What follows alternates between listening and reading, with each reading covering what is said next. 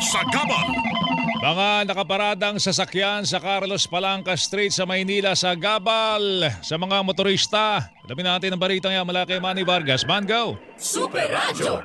Makailang ulit ang binalik-balikan pero hindi pa rin maawat ang ilan nating kababayang motorista at mga nagmamayari ng sasakyan na isinaparada ang kanilang mga bihikulo sa kahabaan ng Carlos Palanca Street dito sa lungsod ng Maynila. Naging viral na nga makailang ulit ang lugar na yan dahil sa mga operasyon ng MMDA. Pero kanina ng pinasudahan natin, naroroon pa rin ang mga nakaparadang sasakyan kabilang ang ilang mga traka.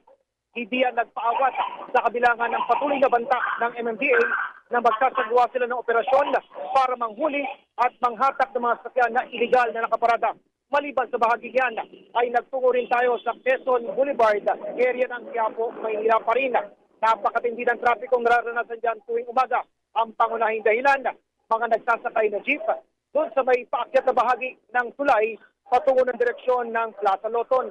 Gayon din, yung sabayang pagbababa at pagsasakay ng mga pasero sa kahabaan ng Quezon Boulevard. Sa kabilang banda naman, nakakadagdag sa problema itong ginagawa ng mga kababayan natin na nagsasakay at nagbababa ng pasero sa ibabang bahagi ng underpass na ang direksyon ay patungo na Alfonso Mendoza Street o kaya ay papasok ng Espanya Boulevard. Para sa Bantay sa Gabal, ako si Manny Vargas ng GMA Super Radio DCWD. Balitang totoo. Bantay sa Gabal. Super Radio. Posibleng ipatigil na